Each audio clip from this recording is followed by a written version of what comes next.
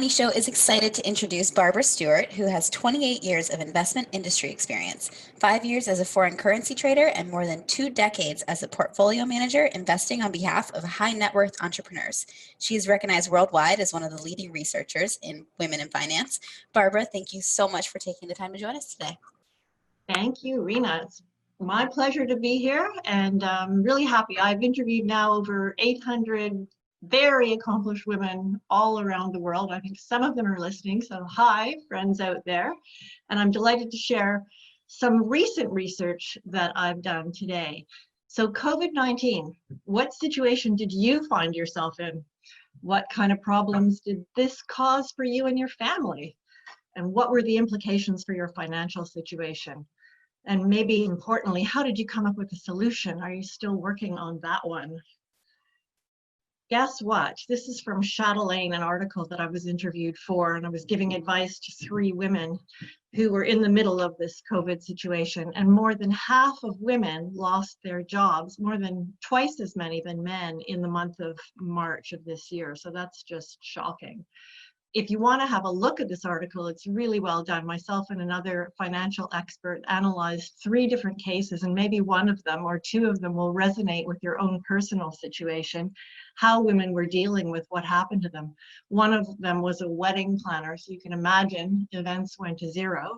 I know for myself, usually doing presentations in person around the world, that was a big hit in income for 2020. And everybody had some form of that. So you can Google this article on Chatelaine, or you can find it on my website under media. Definitely worth reading. I decided about a month and a half ago that I would give back because one of my contracts was put on hold. So I thought, hey, I've got extra time, why not help some other people? And this has been a fascinating experience. I set up a financial advice hotline. It's free, it's over Zoom, a 30-minute call. And I offered it to anyone around the world who wanted to chat in confidence. And I had a really serious number of women calling me up. I've actually got one brave man who I've got something set up with next week too. So it is open to men and women, by the way. What I found as a sort of top level, high level finding, whatever you want to call it, the big deal in these conversations that women, because of, usually if there's a crisis like death, divorce, or illness, it provokes us to look at our finances. Well, COVID is definitely this type of traumatic event, and women are really taking a very close look at their financial lives, every single aspect of their financial lives. And this is a good thing. Some women that wanted to set up this call with me set it up because they don't want to talk to their spouse about their finances or their partner or whoever. Some of them are intimidated by their investment advisors, believe it or not, which is so sad. Some of them are dealing with their husband's advisors or whatever, and they just don't want to ask their questions. And some women feel very capable with their finances, but they just want an independent second opinion, which is what I'm offering on portfolio management. So it's interesting. One of the big things that women ask about is, do I have the right investment advisor? They're taking a look at it and going, why am I dealing with this person? And it's interesting how often I just turn it back and say, well, how did you find this investment advisor in the first place? And they'll often say, like, well, it's sort of random. I met this person at a party, he seemed really nice. Or it's a friend of a friend that I trust and again, seem really nice. So very much dealing on relationship, not necessarily on doing a lot of research about finding the top qualified investment advisor. Not all the time, but I hear that often. Here's the most interesting part. So many women that I've been on the Zoom call with say that they're dealing with their brother-in-law for their investment management. And, I'm sure there's some very qualified brother-in-laws out there, and maybe they're really helpful and they're doing a good turn for the family. But I bet there's a lot of brother-in-laws who are not so well qualified. And I'm sure most of you know the investment industry, particularly in Canada, is still quite unregulated. And it's set up in such a way that there are very good salespeople who position themselves as investment advisors. We're still in the midst of trying to figure out what the rules are around that and what's the definition of a financial planner versus an investment advisor. But the qualifications are all over the map, and many people could just study for like 3 weeks and change their career and suddenly be advising others on their investments. So we have to be so careful with this, and I think it's a good time now. Women are seriously questioning, who is my advisor and why? The biggest risk with this is, I think, if we're dealing with people that are not so well qualified to advise us on our investments, is they'll tend to follow old-fashioned stereotypes, particularly about women. And the biggest stereotype, of course, is women don't take risk, which I've been fighting back for 10 years now. Of course, women will take risk. They'd like to be educated about why they're taking the risk. So if there's no education and a woman just trusts the advisor who follows a stereotype, she gets slotted into the lowest risk portfolio, possibly for the rest of her life if she doesn't question it. That's not a good way to create wealth. Women live longer than men. And this is, to me, the biggest danger with that sort of old school way of looking at things in the industry. I conducted a qualitative survey, a global survey of over 200 women around the world at the end of last year. And I asked them this question: how would you best describe your tolerance for risk? 90% of women said they were either risk aware, they were a risk taker, or they were a risk seeker. So that pretty much destroys that women don't take risk argument. This is one of my biggest findings over a decade of rich thinking research. Women aren't risk averse. In fact, women are risk aware. And this is a very positive skill set. It can be used in so many ways, and the industry-wide, we need more women on the risk management side. Some women that I talk to on these Zoom calls are asking me about their fees and their portfolio. This article is a little bit controversial. It's not the most recent one. Mutual fund fees in Canada are among the world's highest. That is still true, even though they've come down a bit. However, the argument by the regulators is that 1% of, say, the 2.5% MER fee is for so-called advice. And the problem, again, is that the advisors themselves aren't so regulated, so you might get some really good ones who are offering advice that's worth 1% of a 2.5% management expense ratio, but others aren't really offering any advice at all. They're just randomly selling a bunch of mutual funds to earn higher fees. So we're looking at funds and portfolios. Sometimes we'll see 20 to 30 different mutual funds, all with really high management expense ratios. And I wonder about that, like what is going on with that portfolio? That's a major red flag. Really, you only need possibly 2 or 3 funds, and why not use exchange traded funds or very, very low fee funds? I really need people to explain this to me when I see portfolios like that. Every single mutual fund or security that's in somebody's overall investment portfolio should have a role to play in that portfolio. And any advisor should know how to explain what the role to play of every single security in the portfolio. Some women are asking me about what are segregated funds, what are pooled funds, what are mutual funds, what are exchange traded funds, what are the differences between them all. But I'm not going to bore you with that today. However, I will draw your attention, if you're struggling with this yourself, that the OSC website does a great job of explaining the various funds, the various fees embedded in them, if there's guarantees of any kind, et cetera, et cetera. So that's the Ontario Securities Commission for those listeners that aren't in Canada. Great site for education. Another big question, which I always find shocking too, some women want to know, how is my portfolio performing? What's my rate of return been since the day that I started this portfolio? And this is kind of crazy. To me, it should be obvious, but so many women, and it's sad because, again, our investment statements are so evasive at times, depending on the firm or the advisor. So many women ask me, I don't know where to find my rate of return. I have no idea how to read these statements. And when I look at their statements, if I hadn't have had nearly 30 years experience in the industry, I wouldn't have a clue either. It's really quite nasty. So what you can do is you can look under Morningstar, and every mutual fund is listed there with a rate of return over the years that they've been in business. Globe and Mail also has a good website for listed returns of mutual funds. If you want to get really into it, you can go on CFA Institute website and see this document here, Chapter 19, Performance Evaluation. You probably need a PhD to get through it, but it is there if anybody's really interested in understanding a time-weighted rate of return formula, which is what should be used to analyze the performance of a portfolio. But I believe, and I think everyone would agree, that every investor deserves to know what has been the consolidated rate of return of their investment portfolio, net of all fees, from the time that they started investing. And if you're dealing with an advisor or a broker or whoever that can't answer that question or won't answer the question, you really need to run for the hills.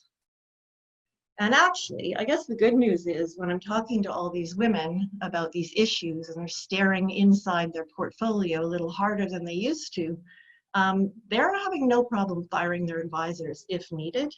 70% of new widows fire their financial advisors, and I don't think COVID-19 is going to be much different. If we're disappointed, breaking up really isn't that hard to do. Another thing that comes up a lot in my conversations is women say, should I be dealing with a female advisor? And that's an interesting question. I have met and worked in the industry a long time, and there are many, many great male advisors. I would not say a good advisor is dependent on gender, and I've studied this quite hard, actually. The most important thing, especially when it comes to dealing with female clients, is to be communicating in a language that makes sense to them. So if you're talking to a woman about her investments, she would rather hear stories about the companies and the suggestions. She wants to know who are the people that are running the company, what are they doing, why are they doing it that way, who else is investing in this business. She's not going to give you her money unless she understands the story behind the company. So those people that like to use charts and graphs, that's going to be less effective with a female investor. Women also generally want to focus on family and life goals and those types of conversations. Women really want to have some sort of relationship actually to an investment opportunity of any kind, to become emotionally engaged before they put their money somewhere, to feel good about where they're putting their money. And the other thing I've learned is increasingly women are social when it comes to investing. We really love to share and collaborate on investment ideas with other women or men as well. So I don't think, back to, do I need a female advisor? I don't think anybody needs a female advisor unless for some reason that's what makes them feel comfortable. I think they need a good advisor, and that can be a man or a woman who knows how to communicate in a language that will make sense to you as a unique investor. Now, having said all that, if anybody listening wants to know who is a good female advisor, who's a very well qualified female advisor, I have a list that's really long, and I have them all over the world. So feel free to direct message me and I'll be happy to refer you. One thing I will say, no matter how you're doing your research on trying to find a new advisor, make sure you interview more than one person. Again, I think it's human nature that we fall into this trap of, oh, that's a nice guy, or she's really funny, or what a great personality. And we do this across the board. It really is hard to avoid, but we want to be sure that we're going to make the right choice the next time around, especially if we've been disappointed. I mean, this is our financial future at stake here. So interview 3 different advisors at a minimum, 3 different firms. Look for the strongest qualifications first and foremost. CFA designation, gold standard. CIPM is another one in Canada that's quite good. CFP, there's good CFPs, bad. It's not quite as difficult as an exam, but certainly, again, there it is at least a rigorous enough course. I know it's confusing for the average investor to know which qualification's the best, but again, if you want more information on that, feel free to send me an email or direct message me. Here I go with something I came up with for a magazine, and they did this lovely graphic. It's how to organize your finances. And this is, again, a number one question on top of investment advisor is this: how do I get organized? I've got stuff all over the place. I've got bank statements, I've got investment statements, pension funds, this, that, or the other, different banks all over. What do I do? How do I get started? Because I've left it so long and it's all over the place. So this is a very easy guide. This is on the homepage of my website, which is barbarastewart.ca. And I'm going to walk you through in the next 3 to 5 minutes the 10 steps and why they're important. Number one, this is really boring, but you've got to sit down with your paperwork. And I mean at a desk. You have to pull out the most recent statement that you've got from every single institution, including insurance, including benefits of any kind. Put them all on your desk, every single statement, and have them there. Next, you've actually got to take the time to learn all the details. Nobody ever wants to do this. I am as guilty as anyone. I really don't like reading insurance manuals. I never know what I've got in insurance. However, take my advice, please, and read the details. It's going to take some time, but at least you will know and you will have peace of mind, and you can figure out what to do from there. Number three, key, reflect on your personal values. What's really important to you? Do you need to be investing in causes and concerns of one kind or another? Where do you want your money to go? Write down the causes and concerns that matter to you, not to anyone else, just to you. Number four, examine your own financial behavior. And this means keeping track of your spending. Again, it's kind of nasty to have to do that, but do it because you might be surprised. I did this once for a month and I figured out that I was spending a fortune in car insurance, and I was driving 5 minutes to pick up groceries once a week, and it made no sense. I haven't sold my car yet, but at least I know that I'm spending a crazy amount, and maybe it would be better if I'm taking a cab, but maybe I don't want to do that right now for safety reasons in the COVID era. But examining your financial behavior is critical because financial behavior is what leads to financial outcomes, if you think about it. Number five, this is always fun. You can do this with a glass of wine in the evening with your partner. What's on your bucket list? But at least, again, write this down so that you have it in mind, so that you know that this is why I'm foregoing spending on something so that I can have these wonderful things happen in the future.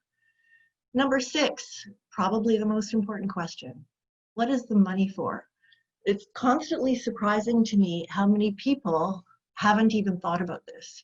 They just blindly save money, invest money, that's all good. And we think of it as for retirement or some word like that.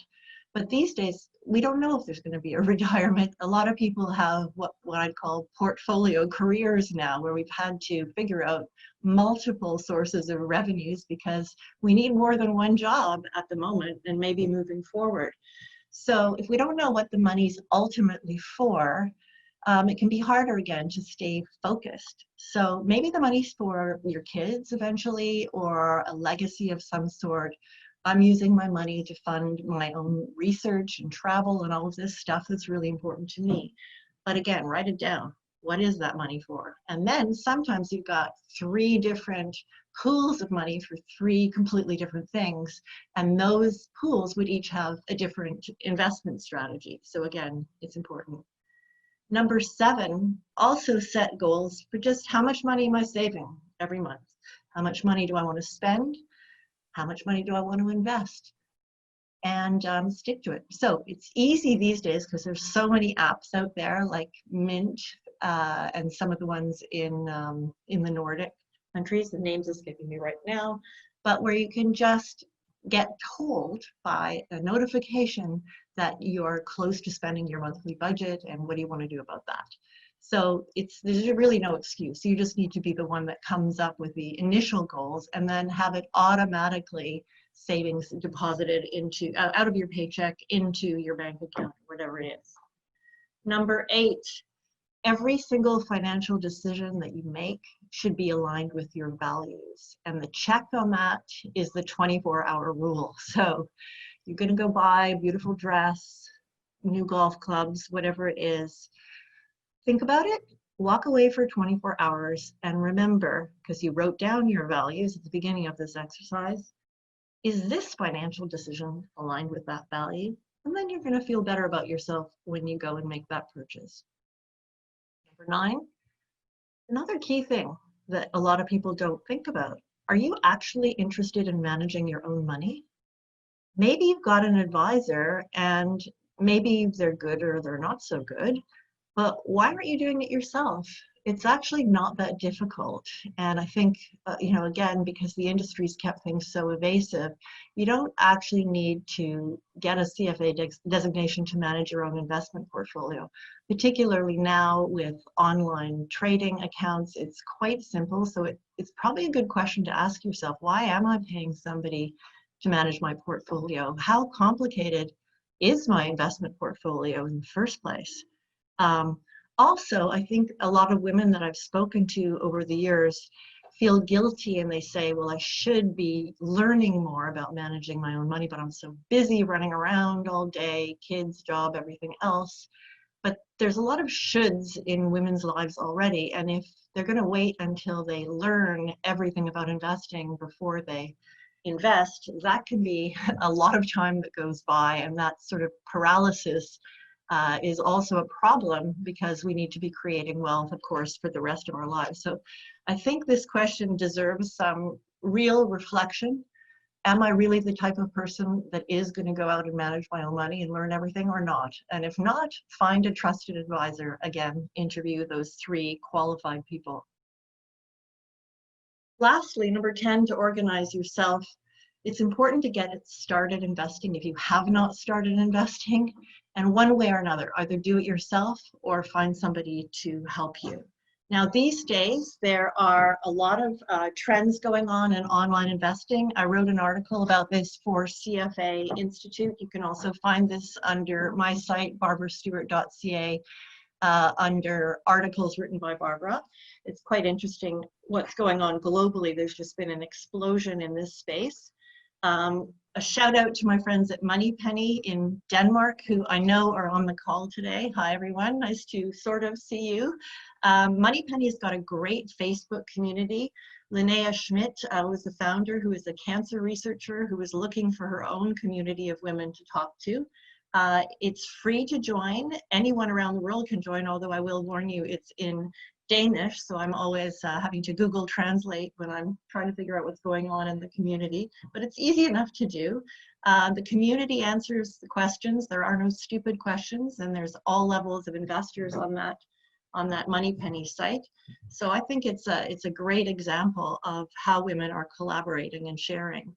Another one also in Denmark is Female Invest, and they just won the Cartier Women's Initiative Award for 2020. So congratulations to Anna Hartviksen, who I interviewed this year.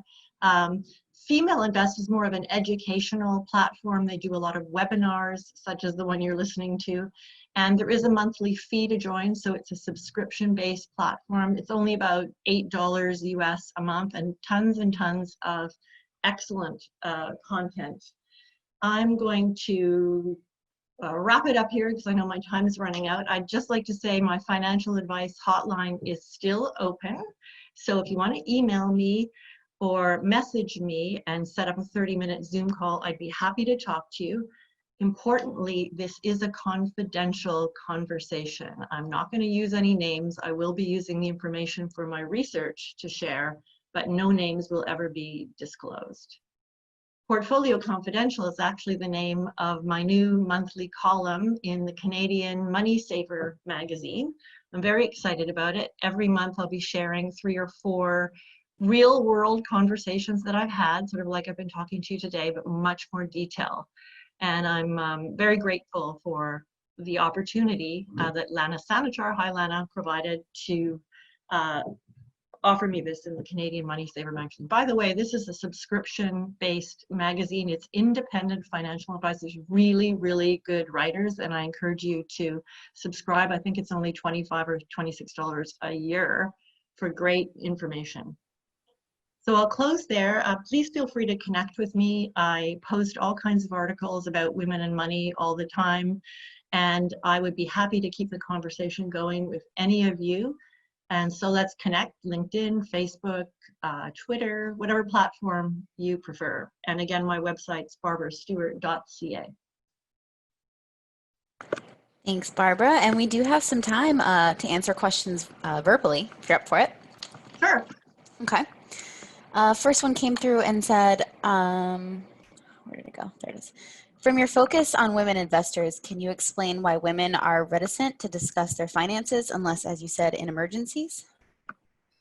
Hi, yes. Well, I think that's a fairly general conclusion. First of all, I don't think all women are reticent to discuss their finances. I think some women are. I mean, with my research, I've been interviewing incredibly accomplished women around the world. So that's one demographic, and I'm kind of an expert on that. And they certainly are confident and capable and not reticent in the least. The people that are reaching out to me on the financial hotline are not necessarily underconfident either. They often, as I said, just want a second opinion on their portfolio. But I think it's, again, it's human nature, and I think it's men and women that, because it's a crisis, we are going to look more closely at our finances. The difference is that stat that I put up on the slide at the beginning, twice as many women lost their jobs in March of this year. That's why I'm worried, and that's why a lot of women are worried. But I think their partners, husbands, whatever, are equally worried about their finances. Thank you. And we have time for more and lots of questions. And just a reminder to everyone, please post your questions in the orange Ask a Question tab, because Barbara will actually be joining you after the presentation is over to continue the discussion. So next question. You indicated mutual fund performance can be found in the Globe and Mail or Morningstar. Where can you find comparable information for ETFs? Oh, that's a really good question. I actually haven't looked for that information. I suspect it might even be on the same sites. Or, you know what? Google is always good. What a weird thing, but just Google, where do I find ETF performance history? Probably comes up. If you have trouble, just get in touch with me and I'll figure it out.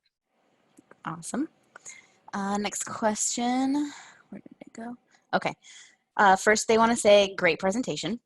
Thank you. Second, he wants to say, my comment is that people in general, sorry, I keep scrolling. People in general are simply not interested in learning, taking the time to learn about the stock market and all the ramifications. I find this especially so with women, not near enough DIY females. They need to catch the bug, as mentioned in the Money Show 2019. Do you have any comments on this? Yeah, I have a comment that I think a lot of women are starting. I think that was true, but now, because of the explosion in the online investing space and all these Facebook communities, less so in Canada. I haven't seen a lot of this. I think we're lagging a little bit, especially the Nordic countries and Southeast Asia. But now I think we're going to start seeing a lot more women with the bug for investing. And again, I think COVID is going to be a stimulus to that activity. And I'm certainly feeling it with all the calls that I'm getting. So I think maybe, you know, before, as we're just coasting along and everything's going well and we're too busy to get involved with our own investing, that's one thing. But now we're all way more interested in making sure we're getting on with it in the best possible way with the lowest fees and not just randomly hiring our brother-in-laws. Sorry, brother-in-laws. Anyway, I'm optimistic. Awesome, thank you. You mentioned a hotline number. Can you share that with us? The hotline is just my email address, which is barbara@barbarastewart.ca. It is on the last slide here. Or if you're more comfortable via LinkedIn, Twitter, whatever, I respond to every platform. And then we just book a Zoom call, 30-minute financial advice. We talk about whatever you want to talk about. And again, it's confidential. Thank you. Next question. Do you have any newsletters that you have found useful and, like? I think because I've been in the industry so long, I've read too many newsletters and I've kind of stopped reading them. So there's one person in particular that I follow on Twitter. Her name is Carolyn Miller. Carolyn with an E, Miller, Miller. She has phenomenal investment advice, and she is independent global BCA research economist with just a brilliant background. Otherwise, as I said, the Canadian Money Saver magazine has tons of excellent independent financial advice, and I definitely subscribe because it's so cheap. It's like $26 a year or something. Excellent. And next question, do you have any opinion on technical analysis? And are there any organizations in Canada that use technical analysis that could help us? I love technical analysis because I grew up in a trading room sitting beside the guy that was doing all the Fibonacci charts, and I used to really pay close attention to it. I'm not in that world anymore. That's a long time ago now.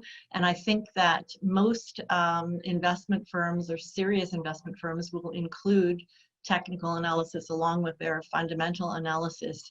In terms of a source, I don't have that at the present time. I could certainly check into it because I still have connections there if somebody wants to follow up with me with an email. Great. And that is all we have time for verbal questions. But as a reminder, like I mentioned, Barbara will be continuing the Q&A right here shortly. And to join the conversation, all you need to do is refresh your page when the presentation ends, and you'll be directed right into the chat. But thank you, Barbara, so much for sharing your insights. That was a fantastic presentation. Thank you, Rena. It was really fun. Thanks, everyone.